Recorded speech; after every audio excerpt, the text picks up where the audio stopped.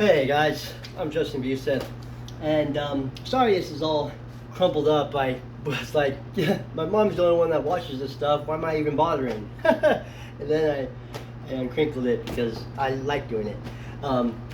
This is how to be fine with being the punchline.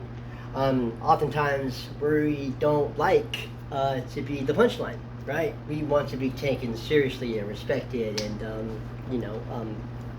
heard from, and maybe even thought important. And in this fast-paced world, it feels like, for me, and oftentimes that our value is determined by how well we perform, and everybody's out to climb the ladder, and if you want a standing chance to be successful or stand out or get more, you have to put on the game face, right, and let others know that you're a force to be reckoned with, that you're somebody who is able and competent, and to watch out, and not to try to mess with you or yours, because you present this power, right? But oftentimes, so a lot of us I've seen forget when to take off that game face, right? Forget to, at the end of the day, leave that game face in the office, on the workspace, wherever it is, on the field, and go be a dad or a mom, and be a friend. So this is for people who struggle with that. How to not take yourself too seriously. Here's the downsides. You have unfulfilling relationships.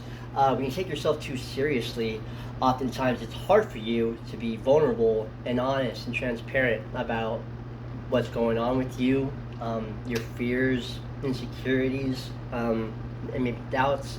That stuff, your weaknesses, and when you share that kind of stuff with people, like that stuff we try to hide and gloss over and act like we don't have, those chinks in our armor. That's usually what adds for a deeper and more meaningful intimacy in all our relationships, right? This is how we connect with people, is by this kind of thing, right? The common humanity of us all, that we all are kind of like struggling with these same kind of feelings and doubts and fears, but we don't want to share it or show it. But yet we love hearing let other people share it, like our story. Like when your story comes out from someone else's mouth, but you're not going to do that if you're trying to do this posturing all the time in your life. Also, it's unattractive. Let's face it. Taking yourself too seriously is just not sexy. For many reasons. Well, when you take yourself too seriously, you're often very rigid and stiff with your movements, right? You lack this kind of smoothness you can have, and relaxed way. People read body language, and when you take yourself too seriously, there might be a lot of this posturing, right? Of always trying to but it just looks robotic and it looks silly. It looks like you're trying too hard. When actually you're more relaxed with your posture, people feel more apt to want to be around you and that kind of energy, right? And it shows. And also, it's unattractive because when you take yourself too seriously, you may lack some of that playfulness that's necessary for flirtation and seduction, right? Oftentimes, like when boy meets girl, sometimes there's this teasing, right? You make fun of you make fun of me, we giggle, take jabs at each other, and it's all part of the whole mental foreplay, as I like to call it. But you may lack that if, she or he makes a little joke at your expense and you get your feelings hurt. Not sexy. Alright, but when you can laugh at yourself, this shows confidence, secureness in who you are, and stability too, security. Okay. Shit is exhausting. Man, taking yourself too seriously is very exhausting. Trying to posture and carry yourself in a way relative to your atmosphere and whatever your audience is, and adapt accordingly to every atmosphere and every group you're with, so that you can present the best and strongest and more capable you, is just ridiculous, bro. I mean, you'll be stressed all the time. Trust me, I've tried, right? And actually, you get, for just a little tip, not the best advice, very worldly, sorry mom, but my experience, the best thing you can do, like one invitation to physical violence, is way more effective in like having people take you seriously than any amount of time like posturing and acting like you're like some tough dude, right?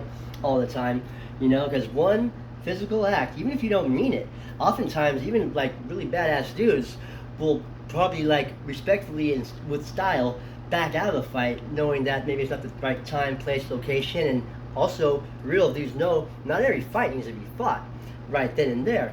You know, sometimes you need to pick your battles, but try to bow out without. There's a way to do it, right? Showing that you have respect and like you know, but you don't look cowardly too. If you can't do it right, don't try at all. Just stick to your guns. But oftentimes when you do this, people will bow out because not everybody wants physical confrontation right then and there when you're willing to invite it. But the fact that you are shows a little bit of craziness, and people respect that. But watch out because there's always somebody more crazy than you, and if they accept the invitation, you have to go out and fight. But there's better news. As long as you hurt them somehow, you will be taken seriously. Even if you lose the fight, men just respect perseverance, man, and fortitude, especially if you show that you keep getting it up and going for more. And my experience, though, just fight dirty, because you don't know what the other person is willing to do, so you should always be the one willing to do it.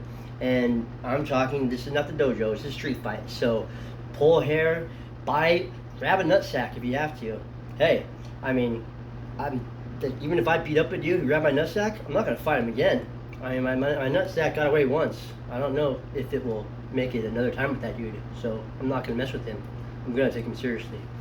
Okay, laugh at your mistakes. This is an escape route.